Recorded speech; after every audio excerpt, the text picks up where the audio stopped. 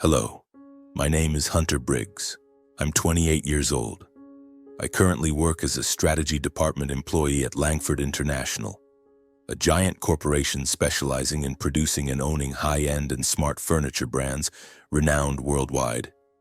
I live in Asheville, North Carolina, a small town nestled amid the majestic Appalachian Mountains, where roads wind through forests of red and gold leaves in the fall, and the air always carries the faint scent of fresh pine.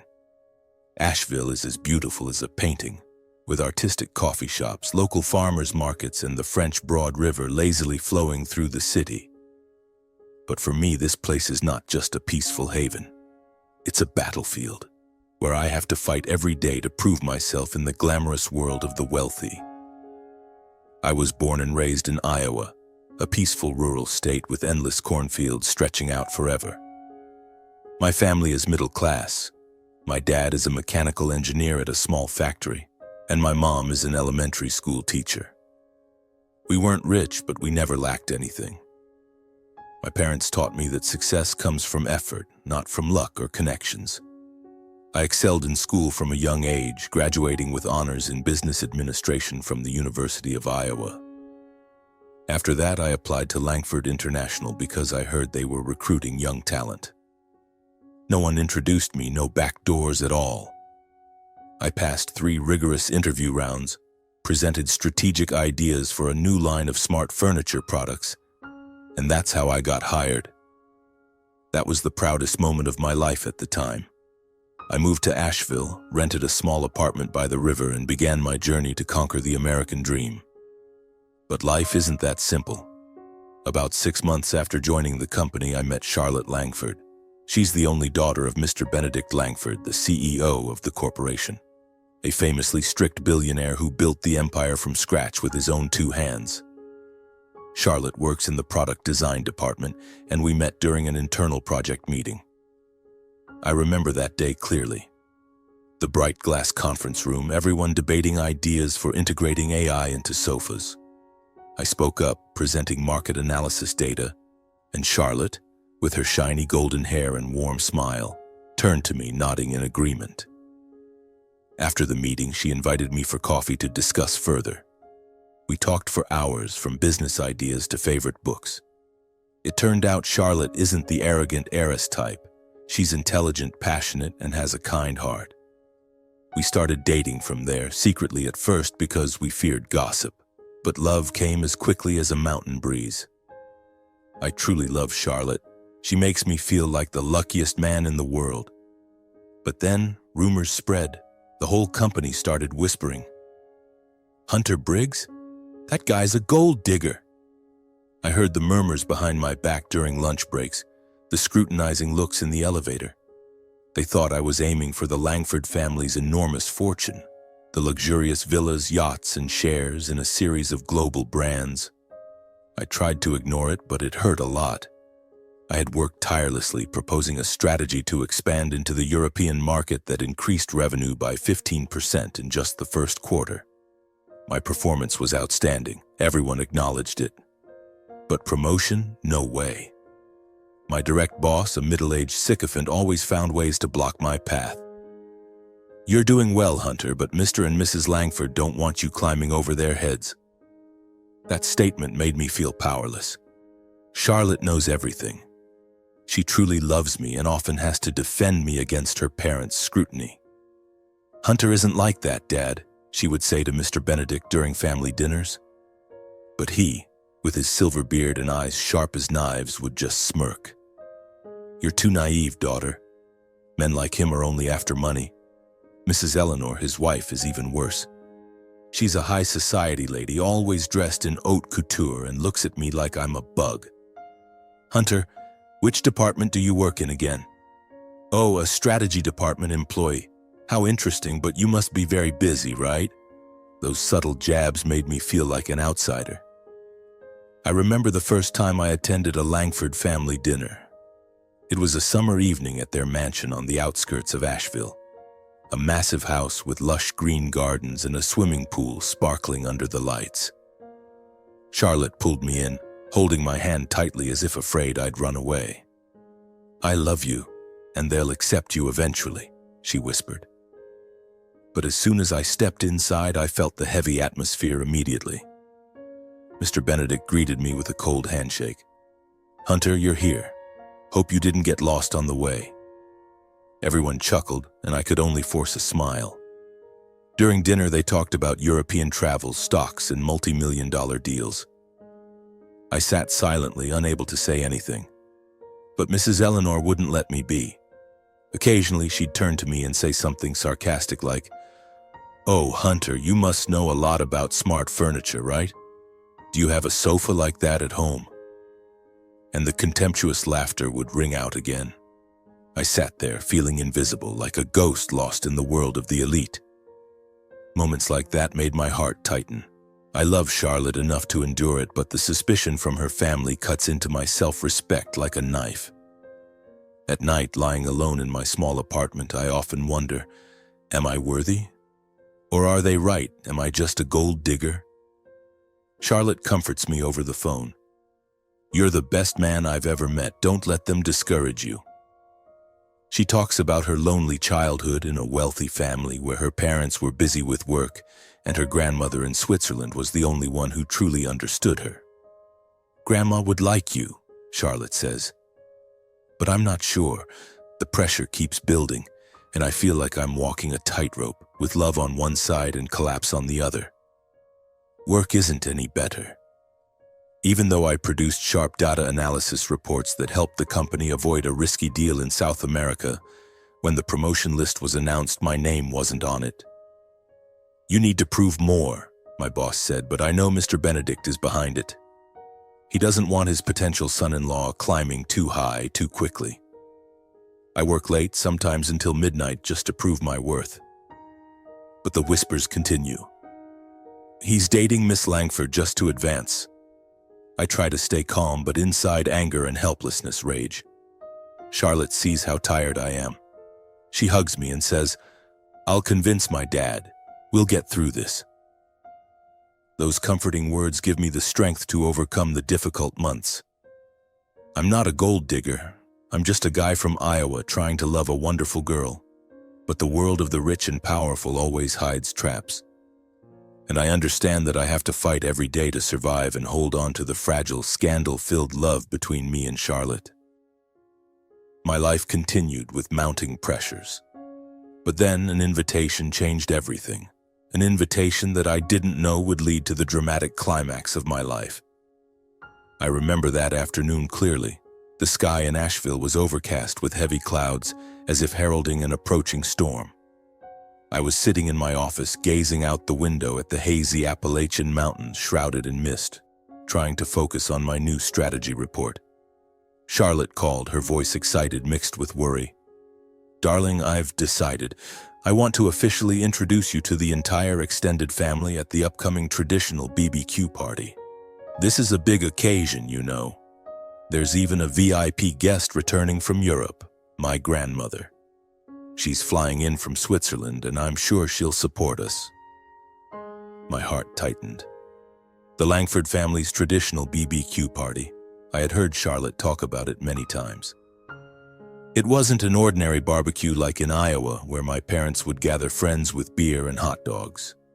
No, this was a grand event at the Langford mansion with hundreds of guests from high society, Michelin-starred chefs, and conversations about multi-million-dollar business deals. And the VIP guest? Grandmother Amelia Langford, the legendary woman Charlotte always mentioned with reverence. She lived in Switzerland, managing a large portion of the family inheritance, and was the only one who dared to stand up to Mr. Benedict. "Grandma will like you," Charlotte said, but I wasn't sure. I was just a guy from Iowa, and now I had to face the entire extended family. The pressure surged like crashing waves, making it hard to breathe. Was this an opportunity to prove myself, or the final trap to push me out of Charlotte's life? A few days later, the official invitation arrived, not via email or text, but a luxurious handwritten letter delivered to my apartment through express courier. The envelope was thick paper embossed with the Langford family crest, a golden lion on a blue background. I opened it with trembling hands, my heart pounding. Inside was an invitation card printed in gold lettering. We cordially invite Mr. Hunter Briggs to attend the summer BBQ party at the Langford Mansion on July 15th at 3 p.m. We look forward to your presence. At the bottom was Charlotte's signature, accompanied by a handwritten note. I love you, and this is our turning point. Please come. I slumped down onto the sofa. The pressure felt as heavy as a boulder on my chest. I imagined myself stepping into the mansion looking perfect, but if I made even one small mistake, everyone, especially Charlotte's parents, would use it to separate me from her. I decided to prepare meticulously. This was a battle, and I had to win. The next morning, I went to the upscale shopping center in Asheville, where luxury fashion stores crowded together. I rented a high-end suit, silver gray Italian wool fabric costing half my monthly salary. You look like a true gentleman, the salesperson said, but I only forced a smile. I also bought a pair of shiny leather shoes, a silk tie, and even borrowed a watch from a friend to look more fitting. I practiced in front of the mirror. How to greet, how to smile, how to respond to sarcastic questions. Dear Mr. Benedict, I'm very honored. I muttered for hours. My plan was to arrive an hour early at 2 p.m. to avoid any mishaps. I checked the map, calculated the travel time from my apartment to the suburban mansion, and even accounted for traffic. Charlotte sent encouraging messages. You'll surprise them. I'm so proud of you. But inside, I was so nervous that my hands and feet felt ice cold. This wasn't just a party, it was the final judgment. The day of the party arrived with bright sunshine in Asheville, but my heart was full of dark clouds. I put on the suit, combed my hair neatly, sprayed a light cologne, all to look like a Langford family member. I drove out of the city, through winding roads amid lush green pine forests. The radio played my and Charlotte's favorite song, making me smile as I remembered our dates. I can do this, I told myself. But then, a few miles from the mansion, in a quiet suburban neighborhood by the roadside, I saw an elderly woman with silver hair standing on the shoulder, looking confused and frail. She was wearing an old coat, holding a small handbag, her eyes darting around as if lost. My heart clenched. She looked about 80 years old with wrinkled skin, and as I slowed down, she waved weakly. I pulled over even though I knew I had a tight schedule. Ma'am, are you okay? I asked through the window. She looked at me, her eyes cloudy. I don't remember the way home. I'm lost. Her voice was vague and trembling, and I immediately recognized the signs of Alzheimer's. She didn't remember her name, only mumbling about a house with a rose garden. I glanced at my watch. More than an hour until the party. I can help quickly, I thought. I couldn't leave her. My conscience wouldn't allow it. In Iowa, my parents taught me that helping others is the most important thing, even if it means personal sacrifice. I stepped out of the car, my suit fluttering in the wind, and gently reassured her. Don't worry, ma'am, I'll help you find your way. We wandered around the neighborhood with me supporting her slow steps. She rambled incoherently about an old house and a daughter far away. I asked neighbors, called the local police to check for any missing person reports, but there were no immediate leads. Time flew by, my heart pounding.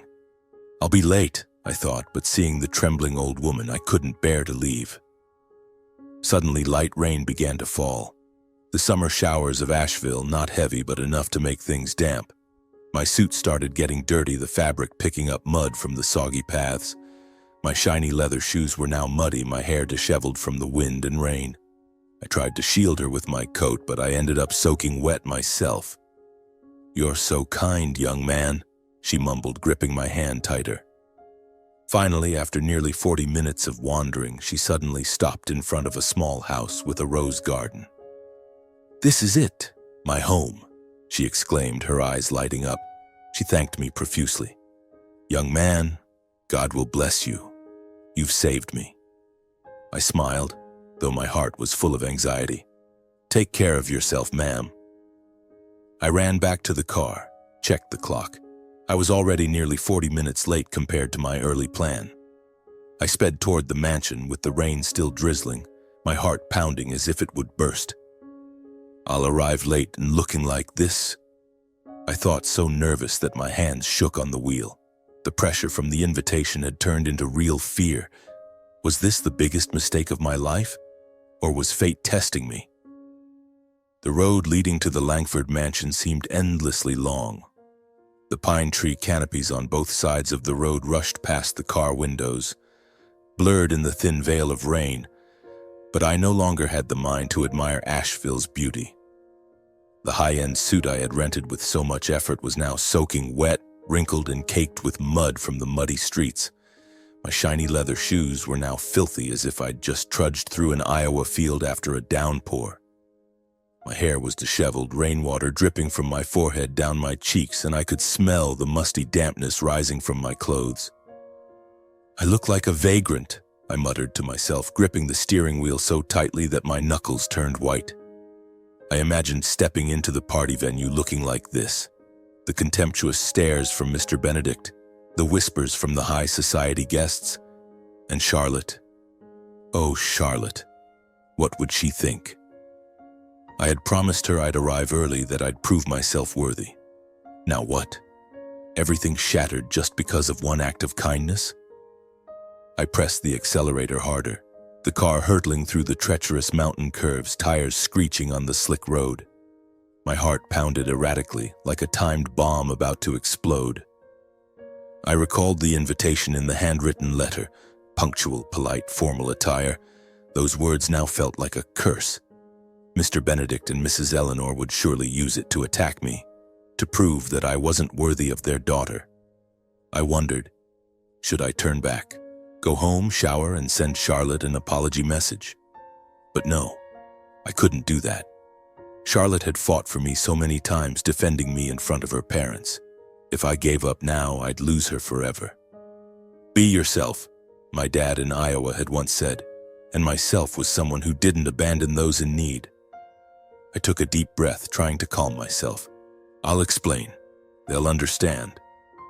But deep down, I knew they wouldn't. The Langford mansion appeared before me, a colossal building with white stone columns, lush green gardens, and a swimming pool sparkling under the lights despite the rain. The iron gates towered high, adorned with the family's golden lion emblem, like a barrier between my world and theirs. I stopped the car in front of the gate, engine still running, and stared at it. The dashboard clock showed 3:35 p.m., nearly 40 minutes late from the invited time. My appearance right now. God, I looked like I'd just escaped an accident. Should I go home or step inside? The indecision tore at me like two monsters in a tug of war. One side was fear. Go back, Hunter, don't humiliate yourself. The other was love. Charlotte is waiting. She needs you there. I turned off the engine, stepped out into the rain, the cold water seeping through my thin suit jacket. My hand trembled as I pressed the gate buzzer. I have to do this, I whispered. The gatekeeper, an old man in a black uniform, peered at me through the small window with suspicious eyes. He must be used to elegant guests arriving in limos, not a disheveled guy like me.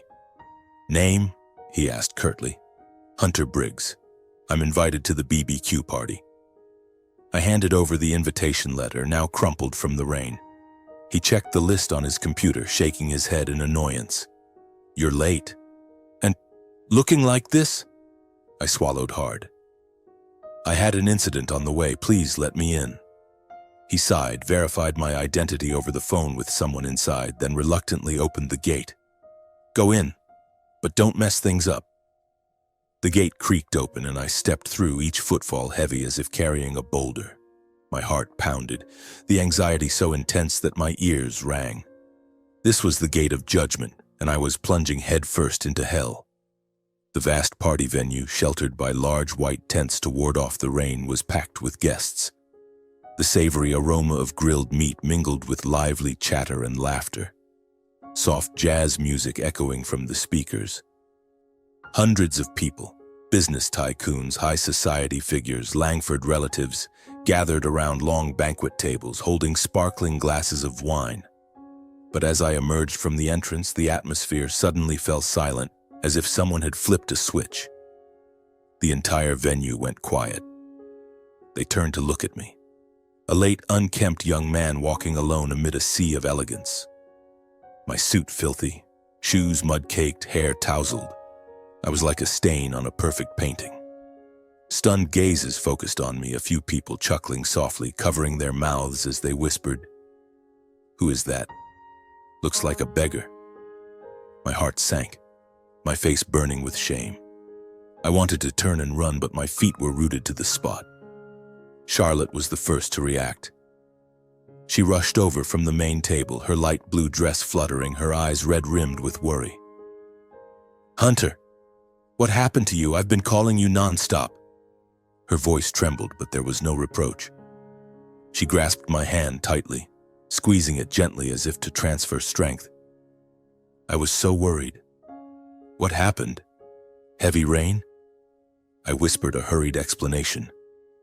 "I encountered an old lady who was lost. I couldn't leave her." Charlotte nodded, her eyes glistening. "You're too kind. Don't worry, I'm here." My heart warmed a little amid the storm, but then Mr. Benedict approached, his face flushed with anger. He was tall, his silver beard gleaming under the lights, and his eyes sharp as knives.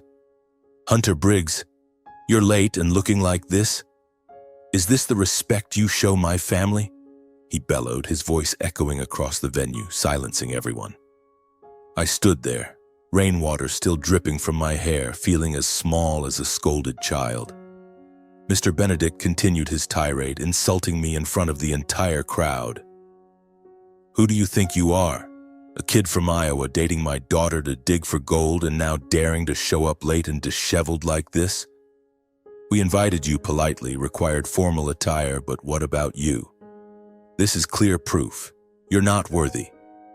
Those words cut into my heart like knives, the pain so intense I nearly collapsed. The crowd murmured, a few nodding in agreement, chuckles rising from some corner. Mrs. Eleanor, his wife, stood beside him in her lavish haute couture dress, eyeing me from head to toe with contemptuous disdain. She said nothing, but that look was worse than words, as if I were a loathsome insect. "Truly disappointing," she whispered just loud enough for me to hear, her lips curling in scorn. My heart pounded wildly, the tension reaching its peak. I wanted to explain, to tell about the old lady, but the words stuck in my throat. Charlotte tried to intervene. "Dad, he had an incident. Please listen to him." But Mr. Benedict waved her off. "An incident? That's the excuse of an irresponsible fool." I felt the world spinning, shame and anger mixing together. This was the moment I feared most, being publicly judged, pushed to the margins once again. Was this the end? Or was something even worse waiting? I didn't know, but at that moment I just wanted to disappear.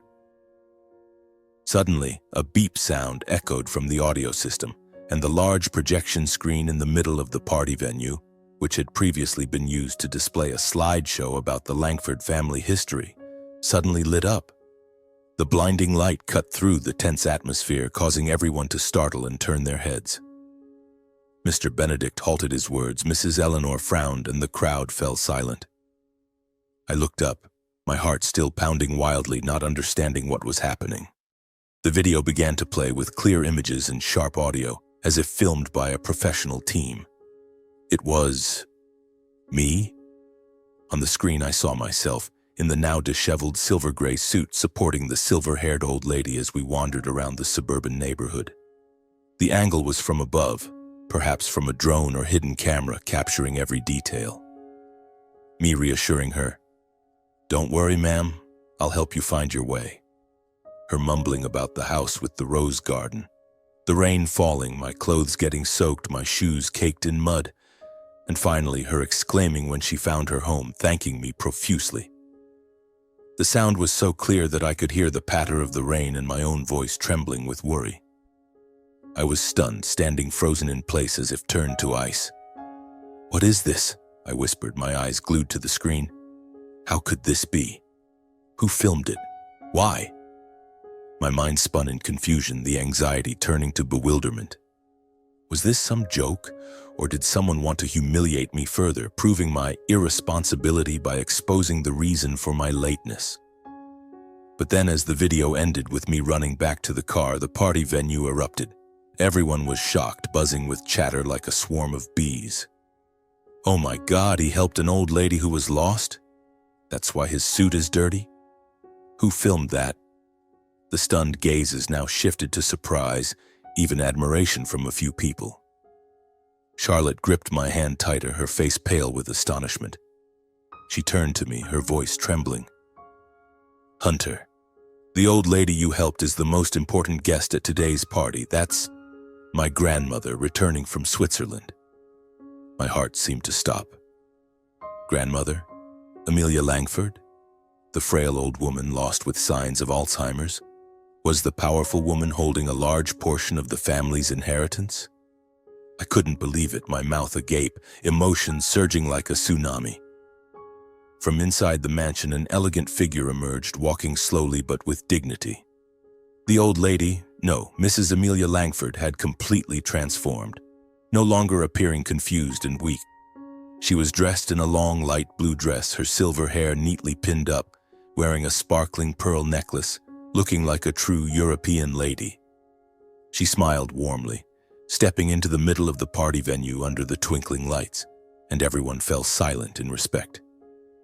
She had lived in Switzerland for decades, managing the family's vast assets, and was the only one Mr. Benedict had to defer to. She stopped in front of me, her eyes glistening, not from illness, but from emotion. "This young man," she declared in a clear, strong voice that echoed through the microphone, "helped me without knowing who I was. He didn't care about the time or his own appearance. That is the character a Langford family member should have." The venue buzzed again, but this time with approval. Mr. Benedict and Mrs. Eleanor exchanged looks, their faces pale as if they'd been slapped hard. Charlotte's parents couldn't stay silent. Mr. Benedict stepped forward, his voice slightly shaky. "Mother, why did you do this? What kind of test is this?" Mrs. Eleanor interjected, her voice shrill. "You pretended to be lost? With drones filming? Why didn't you tell us beforehand?" Mrs. Amelia smiled lightly, turning to them with sharp but affectionate eyes. She explained, her voice slow like telling a fairy tale. "I've heard Charlotte confide a lot about this young man, Hunter Briggs. She told me how you've been oppressing him, looking down on him just because of his ordinary background. You think he's a gold digger, but I wanted to verify.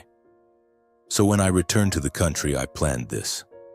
To test my future grandson-in-law. I pretended to be lost, with a hidden filming team to record it. If he had ignored me because he was afraid of being late or getting dirty, then perhaps he wouldn't be worthy. But look, he chose kindness, even knowing it would cause trouble." The people around nodded in agreement, and I felt a warm current spreading through my heart. She turned to Charlotte, stroking her hair. "My dear, Hunter is a kind-hearted young man worthy of you. I will support you too." I was still in shock, but Charlotte hugged me tightly, tears streaming down her face. Mrs. Amelia invited me onto the small stage in the middle of the venue. "Hunter, speak up. Everyone wants to hear from you." My heart pounded wildly, but this time from emotion rather than fear. I stepped up, holding the microphone with trembling hands, and spoke humbly. I just did what anyone should do. Help others, no matter who they are. I love Charlotte for who she is, not for her family or wealth. Thank you, Mrs. Amelia, for everything." My words were simple and sincere, and the venue erupted in applause. The contemptuous gazes now turned to respect, and even Mr. Benedict clapped, though his face remained stiff. After the speech, the atmosphere of the BBQ party changed completely. Everyone joined in with joy, laughter ringing out, the savory aroma of grilled meat wafting through the air.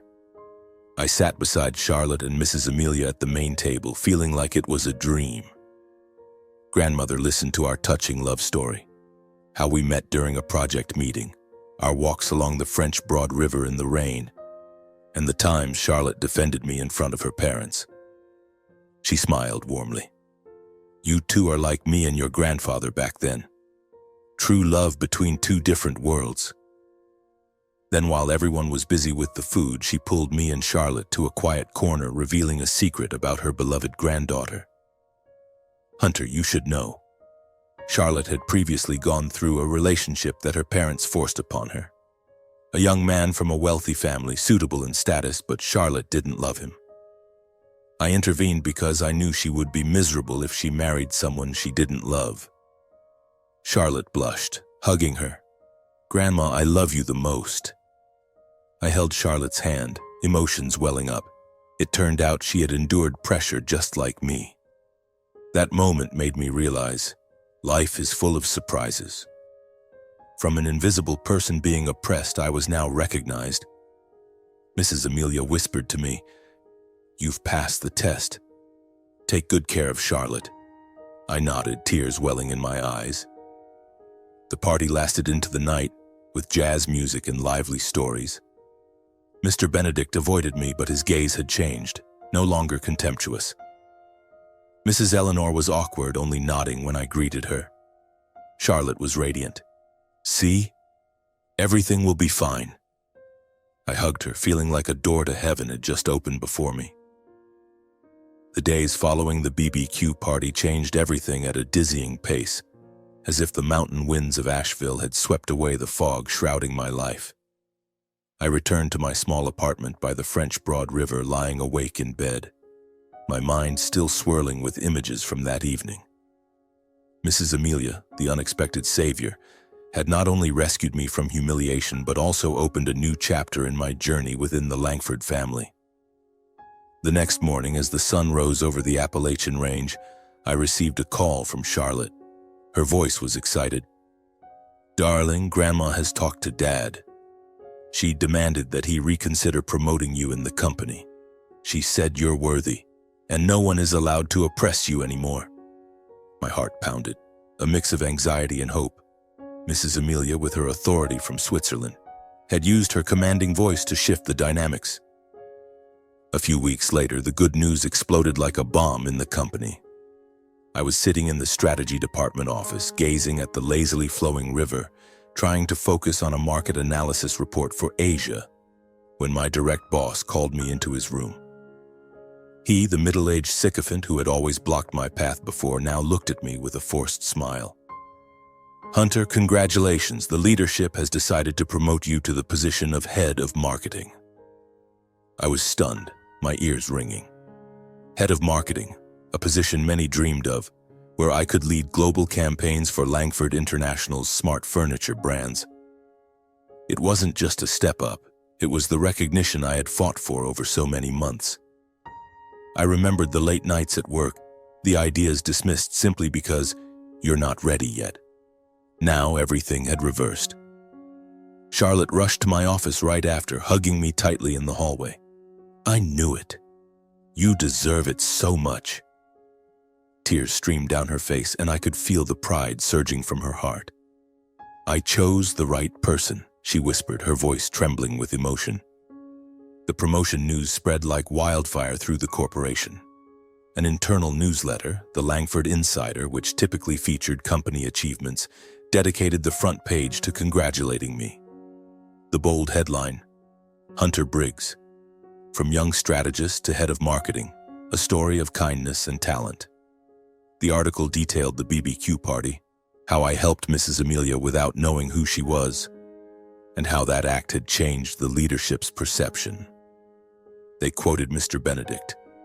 "Hunter has proven his value not only through his work, but also through his character." I read it with my heart racing, feeling like I was living in a Hollywood movie. Colleagues who had once whispered "gold digger" behind my back now patted me on the shoulder in congratulations. "You're amazing, Hunter." A few even offered subtle apologies. "We misunderstood you." I smiled without holding grudges because I knew real change comes from within, and now I had the chance to prove myself once more.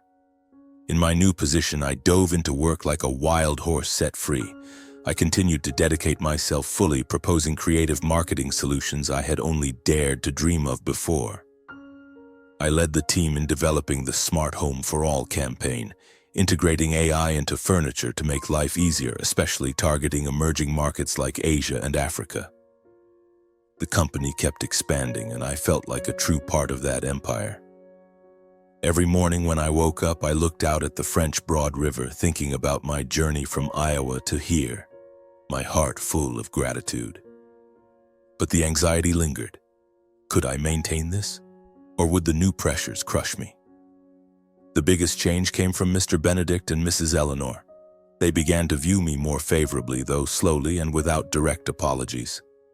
Mr. Benedict, during a leadership meeting, publicly praised my idea. "Hunter, your Africa strategy is good. Keep it up." His gaze was warmer now, no longer sharp as knives. Charlotte and I started having happy moments without worrying about interference. We walked hand in hand by the river, and she hugged me tightly. "You're my hero." That pride made me stronger, but it also added pressure. I had to keep proving myself. The company expanded, and I led major projects, collaborating with a startup in Singapore on eco-friendly furniture, or a charity campaign in South Africa, donating smart furniture to poor schools. Each success was a dramatic twist, from an invisible guy to a leader. But I still remembered that party with special gratitude for Mrs. Amelia. She called from Switzerland regularly, asking about work and our relationship like a true grandmother. "My boy, keep that kind heart of yours," she would say, her voice warm over the line.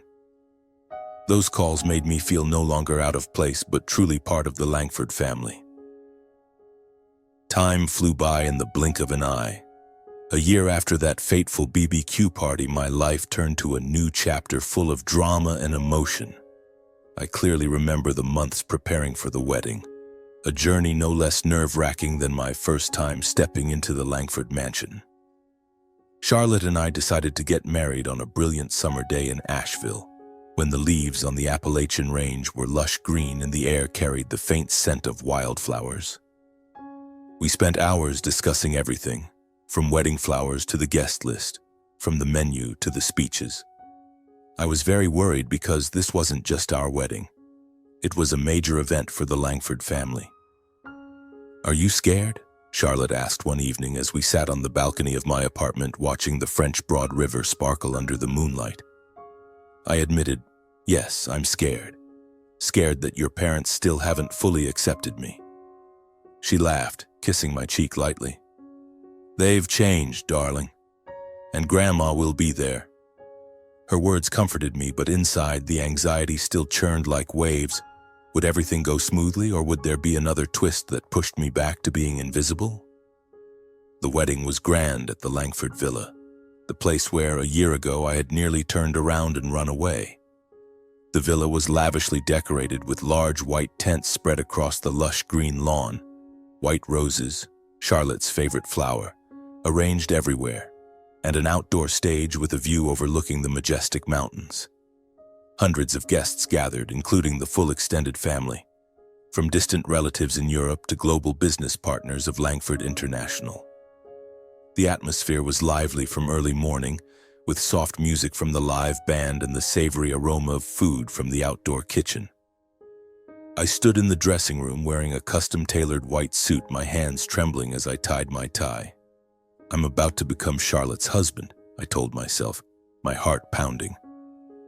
The anxiety peaked as I thought about the journey to get here, from an ordinary guy from Iowa called a gold digger, to now standing amid this elite world. Charlotte texted me, "I love you. Today will be perfect." I smiled, but my heart still worried. Would Mr. Benedict look at me differently? Mrs. Amelia officiated the ceremony, a decision that surprised everyone but was deeply meaningful. She flew in from Switzerland a week early, staying at the villa to help us prepare. She was as elegant as ever, with her silver hair pinned up high and a warm smile. "I'm so happy to witness you two," she said during the rehearsal, her eyes glistening. Benedict and Eleanor, though still a bit conservative, he still frowned when mentioning my background, she still favored high society things, had clearly accepted me. Mr. Benedict even personally signed a check for part of the wedding costs, and Mrs. Eleanor helped Charlotte choose a wedding dress from a famous designer in Paris. "Hunter, you look fine," Mr. Benedict said to me one evening before the wedding, his voice a bit awkward but sincere. I nodded, emotions welling up. This was an implicit forgiveness after so many months of oppression. Mrs. Eleanor smiled when she saw me trying on the suit. "You look like a true gentleman." Those small changes made me feel a mix of anxiety and happiness, as if the final door had opened. One of the most touching moments was when I invited my birth parents from Iowa to attend. My parents, simple rural folks who had never set foot in such luxurious places, flew to Asheville for the first time. I was very worried, afraid they'd feel out of place amid the high society crowd. But when they arrived, everything became unusually warm. My dad, in his old but clean suit, patted my shoulder. "Son, I'm proud of you." My mom cried as she hugged Charlotte. "Daughter-in-law, you look so beautiful." They were welcomed warmly. Mrs. Amelia hugged my mom like family, sharing stories about her own childhood in Europe to make her comfortable. Mr. Benedict shook my dad's hand, talking about work. "Mr. Briggs, Hunter learned a lot from you." That moment made the wedding even more emotional, like a bridge between two worlds, the humble Iowa and the glamorous Asheville. I watched my parents sitting among the guests, smiling happily, and my heart tightened with emotion. "Without them, I'd be nothing," I whispered to Charlotte. She nodded, tears streaming down. "They're my family now." The ceremony began at sunset, as the sun dipped behind the mountains, dyeing the sky red. Mrs. Amelia stood on the stage, her voice echoing through the microphone. "Today I witnessed the true love between Hunter and Charlotte, a love that overcomes all barriers." We exchanged rings, kissed amid thunderous applause. The atmosphere was joyful and warm, spreading everywhere. Guests chatting and laughing, children running on the lawn, and the band playing romantic love songs. The reception that followed was a grand feast. Traditional BBQ grilled meats combined with high-end European dishes, wine from the family's vineyards in Switzerland. Everyone danced under the twinkling lights, and I pulled Charlotte onto the dance floor, holding her as we spun. "You're my wife now." She laughed, her voice trembling. "Forever." In the middle of the reception, Mrs. Amelia suddenly stepped onto the stage, holding the microphone and announcing loudly, "Hunter and Charlotte, Grandma is giving you two a beachfront villa in Carolina, and also a honeymoon trip around Europe." Applause thundered throughout the room, everyone cheering in congratulations. I was speechless, hugging her tightly, my voice choked. "Grandma, I don't know what to say." Charlotte shed tears. "I love you, truly." A beachfront villa, something I had never dared to dream of, and a honeymoon in the most romantic places in the world. But that gift wasn't just material. It was a sacred blessing from her, the recognition I had longed for in this family. Mr. Benedict nodded slightly in agreement, and Mrs. Eleanor smiled too, though her expression still held a bit of reservation. They had accepted us. That moment made my hands tremble with emotion, because it wasn't just the end of those months of silent struggle, but the beginning of a truly happy chapter in my life. The wedding continued in joy and warmth late into the night. We cut the multi-tiered cake with white frosting and rose decorations amid roaring laughter. My parents shared stories of my childhood with everyone, making the crowd burst into laughter. Hunter once fell off his bike chasing the neighbor's dog.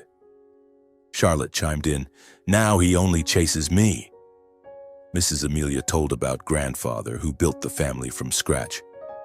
Love is the foundation, like Hunter and Charlotte today. The atmosphere was cozy, like one big family with no more barriers. I felt the change. Colleagues from the company patted my shoulder in congratulations. Langford relatives shook my hand like family. The initial anxiety melted away, replaced by overflowing joy. But deep down, I still felt a light worry. Would this happiness last? When most guests had left, leaving only dim lights and fading music, Mr. Benedict pulled me out to the villa's balcony. The moon shone brightly over the mountains, a cool breeze blowing through. He handed me the remaining glass of wine, his voice low. "Hunter, you son-in-law, I hope you forgive me for what I've done before. I was stubborn, but now I see you're a good person. Take good care of Charlotte, okay?" His words were like a final warming flame. Not a direct apology, but enough to make my heart tighten with emotion. I looked at him, his eyes glistening under the moonlight. "Dad, I forgive you, and I promise to love Charlotte forever." We shook hands, the first time truly warm. He patted my shoulder. "Welcome to the family." In that moment, I felt all the pressure dissolve, leaving only happiness. After the wedding, Charlotte and I embarked on a new chapter, our honeymoon in Europe, a luxurious gift from Mrs. Amelia. We flew to Paris first, the city of love with its narrow cobblestone streets and the Eiffel Tower sparkling under the night lights.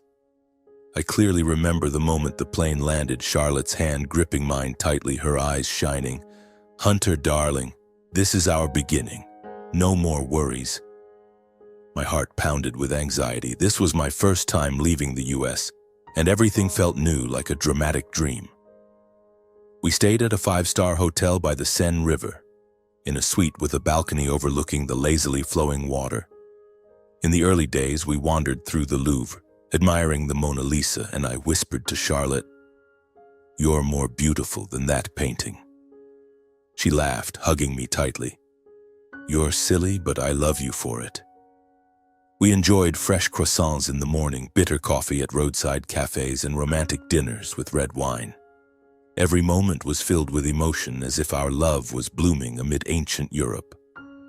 From Paris, we went to Rome, where the ancient ruins overwhelmed me. We tossed coins into the Trevi fountain, wishing for eternal happiness, and strolled through the Colosseum under the brilliant summer sun. Charlotte shared history, her voice excited. "Can you imagine, this was once an arena for gladiators?" I nodded, but my mind was on the future. A bright future supported by everyone. Charlotte's parents had now fully accepted me. Mr. Benedict even emailed congratulations for the trip. "Enjoy yourselves, you two. I'm proud."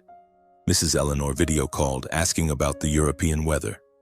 Colleagues at Langford International sent messages. "Congrats to the newlywed boss." And Mrs. Amelia from Switzerland called weekly. "Where are you two now? Tell me about it." That support made me feel strong, but also added anxiety. Could we build a perfect life? In Rome, we began planning for the future. One evening, sitting on the hotel balcony overlooking the Vatican, Charlotte rested her head on my shoulder. "Hunter, darling, when we get back to the US, what will we do?" I thought, my heart racing as the idea formed. "We'll establish a charity fund in Mrs. Amelia's name, focused on helping the elderly who are alone, like how I once helped your grandmother." Charlotte looked up, her eyes glistening. "That's a great idea. Grandma will be proud. We can use money from the beach villa to start it, organizing programs for medical support, housing, and even smart furniture technology to make their lives easier." We talked for hours, sketching out plans, partnering with Langford International to sponsor products, inviting Alzheimer's experts to join, and expanding nationwide. The idea made me anxious. This wasn't just charity. It was a way to give back to life and prove that kindness always spreads. Charlotte hugged me. "You're the most wonderful man. Our future will shine brightly." The trip continued to Switzerland, where Mrs. Amelia invited us to her home, a historic villa by Lake Geneva with lush green vineyards and views of the snow-capped Alps. She greeted us at the airport, hugging us tightly. "You too. I've been waiting for this day for so long." We stayed there for a week, enjoying cheese fondue and local wine, strolling by the lake under the gentle autumn sun. She shared family stories. "Your grandfather started from nothing, just like you, Hunter." I listened, emotions welling up, from the oppressed guy from Iowa now sitting here as a true member. We discussed the charity fund. I fully support it. "Use my name, Amelia Foundation for the Elderly," she said, her eyes bright. Charlotte and I planned in detail, starting with donations from the family, launching events in Asheville and collaborating with non-governmental organizations. The anxiety grew when thinking about the challenges. Would we succeed? But with everyone's support, I believed we would. On a yacht on Lake Geneva, Charlotte and I embraced under the moonlight. "Hunter, darling, I want to have children, a small family." My heart raced, happiness mixed with worry. Me too. We'll be good parents. We imagined life at the beach villa, waking to the sound of waves, telling our kids stories about our love journey at night. That future was bright. I'd continue leading the marketing department, expanding Langford into Europe, Charlotte pursuing eco-friendly product design, and the charity fund as our legacy. But anxiety lingered. Life is full of surprises like that party a year ago. Upon returning to the U.S., we dove into building the charity fund with overflowing enthusiasm, as if all the previous challenges were just stepping stones for this mission. Right after landing in Asheville, where the mountain air still carried the faint scent of fresh pine and the French Broad River flowed lazily, we rented a small, charming office in the city center. A cozy space with light wooden walls and large windows overlooking the majestic Appalachians. We hired a reliable local lawyer who meticulously handled the legal paperwork from operating permits to tax regulations, ensuring everything was as solid as the foundation of a house. Mrs. Amelia from Switzerland immediately wired the startup funds along with a warm message. "Use it, my dear ones. I'm proud of this idea." With that money as the base, we organized the fund's launch event at a luxurious hall on the outskirts, inviting the entire Langford family and colleagues from the company. Faces that once whispered behind my back now crowded in, their eyes full of curiosity and admiration. Mr. Benedict, with his silver beard and authoritative voice, stepped onto the stage to speak. "I'm proud of my son-in-law and daughter. They're not just building a family but spreading kindness to the community." Mrs. Eleanor, with her familiar aristocratic style, helped invite more high society guests, turning the event into a lively networking party. The fund focused on supporting the lonely elderly, providing smart furniture with sensors to detect falls and automatically call for help, organizing regular visitation programs with young volunteers bringing warm stories, and offering in-depth support for Alzheimer's patients through free medical consultations and workshops. Every time I think about the fund, I remember the moment Mrs. Amelia pretended to be lost in the rain, her frail appearance but clever eyes, and I tell myself, this is how kindness spreads from a small act to a grand mission. Charlotte, with her radiant smile and eyes sparkling with pride, whispered in my ear, "Hunter, darling, we're truly changing the world one step at a time." Today I sit here on the spacious balcony of the resort at the beach villa, the lavish wedding gift from Mrs. Amelia, gazing out at the vast ocean under the setting sun, where deep blue waves crash rhythmically onto the fine white sand, carrying the salty sea breeze mixed with the scent of salt and seaweed. Charlotte is sleeping soundly inside the room, her golden hair splayed across the pillow, her steady breathing a reminder of the peaceful happiness we've built together. I smile, a gentle but nostalgic smile as memories flood back to that day, the day I nearly didn't step through the gates of the Langford mansion, with my disheveled suit, mud-caked shoes, and a heart heavy with hesitation between shame and love. My heart was pounding wildly then, anxious to the point that my hands shook on the steering wheel along the drizzling road, but that courageous decision changed everything. Sitting here amid the crashing waves and whispering wind, I think about advice for anyone feeling lost, no matter how difficult the circumstances, with contemptuous stares or pressures weighing like boulders. Just be a good person. Help without calculation, sincere without expectation. Then good things will spread like ripples on the sea's surface, reaching distant shores you never imagined. And most importantly, dare to move forward for love. Dare to face the storm to find the rainbow. If I had turned back that day, I would have regretted it for life, forever tormented by the lost opportunity and the love that nearly slipped away.